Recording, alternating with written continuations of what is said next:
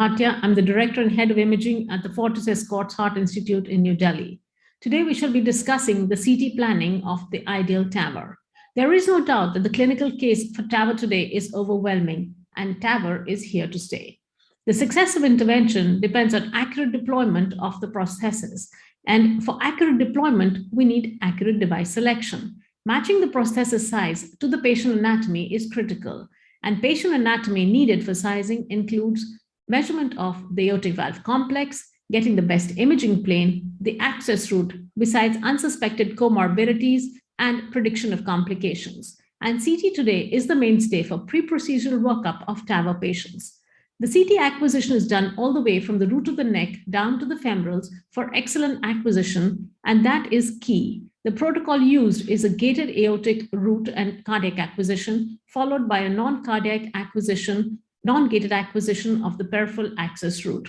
Starting with the aortic valve complex, CT enables reconstructing the aortic valve in 3 orthogonal planes, and the aortic annulus can be excellently measured with the different manufacturers giving different sizing charts and well-defined ranges. So you have self-expanding valves, which are based more on perimeter, and then the balloon expandable, which are based more on area. And we need to understand that the dilemma comes when there is borderline annuli to undersize or oversize. So that is very important because if you have valve undersizing, then device embolization is a possibility. So you want to make sure that you have some valve oversizing, which is preferred. But there is no doubt that annulus rupture is a potentially lethal complication, and one of the risk factors is aggressive oversizing.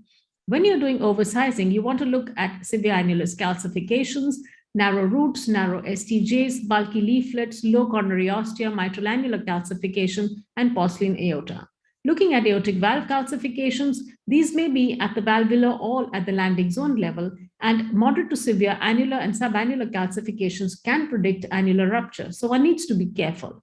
Going to valve morphologies, these can be all the way from uni to quadricuspid valves. And in the Tavr era, we have methods of classification of the bicuspid valve, which are unique because we're now looking at tricommissural, bicommissural Raffet type, and the bicommissural non-Raffet type valves. The coronary ostial heights are increasingly important, and so we need to know not only the level of the coronary ostia, but also the leaflet length, which may impact it. LV, LVOT assessment, sinus of Valsalva, sinotubular junctions, and incidental cardiac findings all need to be assessed, such as LAA thrombi or the possibility of superadded coronary abnormalities. In the determination of the best imaging plane, this is really important because it decreases the number of aortograms, it shortens the procedure time, it saves a substantial amount of contrast media, and improves coaxial implantation of the valve. Examination of the access route is equally important, and all the various ways are there, but transfemoral is most frequently used.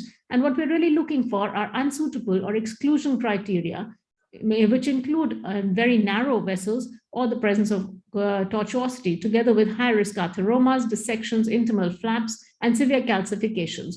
So in summary, I'd like to say that CTA is recommended as the first-line modality for planning the ideal Tavr. And beyond valve sizing, CTA provides a wealth of ancillary information to improve the Tavr procedural safety and success. Thank you so much.